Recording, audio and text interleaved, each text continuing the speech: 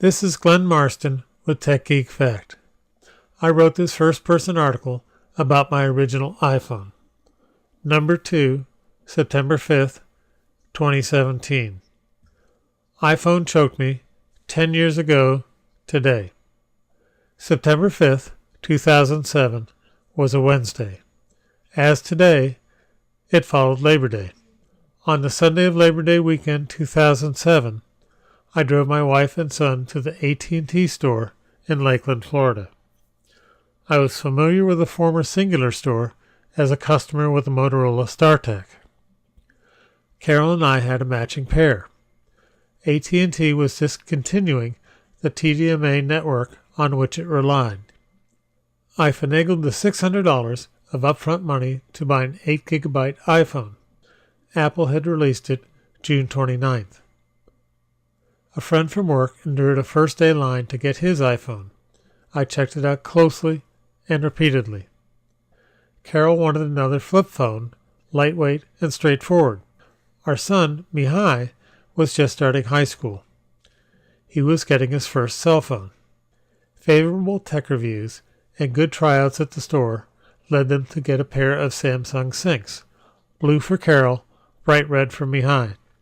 Mihai lorded the Sync's 3G reception and free month of graphical AT&T news service over the iPhone's lesser Edge connection.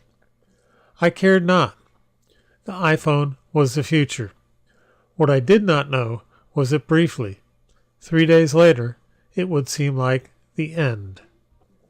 After a morning of editing and fielding phone calls from Lakeland readers of the Ledger, where I was editorial page editor, I opened my lunch.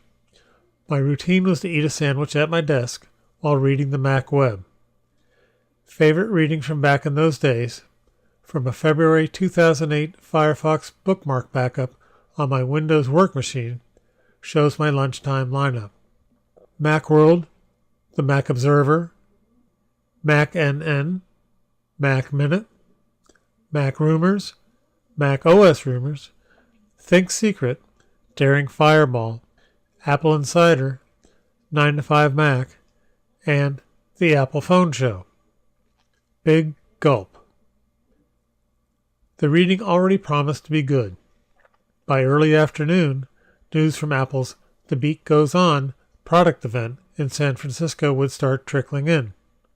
I had packed a tuna sandwich from home. 2 bites in, I saw a Macworld article by Philip Michaels. Headline: Apple slashes 8GB iPhone price by $200. My $600 iPhone was worth $400 3 days after buying it. I gasped, took a big breath. Then tuna. No more air. For the first time in my life, I was choking on iPhone, or at least the news of its price cut. Soon, the importance of breathing overtook that of financial loss. I calmed myself. Respiration returned. The experience made a big impression on me. That moment's view of my office remains clear. Computer, lunchbox, and sandwich dropped on the desk, still wrapped halfway in its plastic bag. Quote, "It's clear customers want the 8GB model. It's not going to sell for $599 anymore," Steve Jobs said at the Apple event, as reported by Ryan Block on Engadget's live blog at 11:12 a.m. Pacific Daylight Time, 2:12 in Florida. Quote, "Starting today, effective immediately, we're pricing it at just $399. Huge applause. Applause in San Francisco, maybe, but none in my little corner of Florida. As I caught further details that night, news came that recent iPhone buyers could apply for a $200 rebate. Rebate? But how? I arrived at the AT&T store when it opened Thursday morning, ready to retrieve $200. The clerks knew about the rebate, but had not been given a method for providing it. They summoned the store manager. He brought out an official AT&T fax about the rebate. He tried to follow the instructions, but no approval. The manager checked with the regional office, then the national office. The procedure was written, but not in operation. He told me I was the first to ask AT&T for the rebate.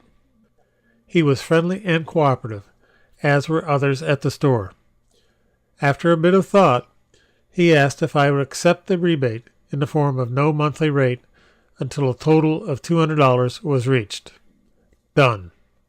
The iPhone with Safari and email traveled back and forth to work daily and across the country on vacation via Google Maps.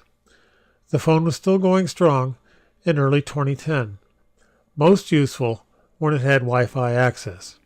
One spring day, I bent over with the iPhone in my shirt pocket. The phone slid out and landed on a floor of large tiles, one of which was set poorly. An upward pointing corner of the tile skewered the screen when my iPhone belly flopped. The phone continued working, despite the puncture just below the earpiece. As summer came, the hole enlarged and the phone slowed. Reliability receded. By the end of August 2010, Mihai was entering college. He was eager for the newly released iPhone 4, as was I.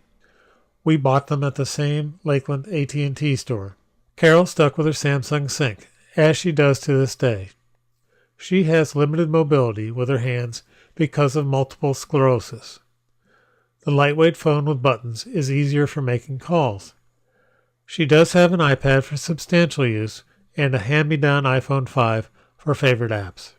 The original iPhone lies on a shelf next to my home office desk. It charges fully and boots. Take it off the charger, though, and the battery level dives into the red. See the video that accompanies this article.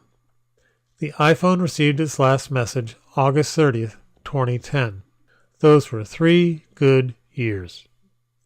Thanks for listening. Find more articles at techgeekfact.com. Talk to you then.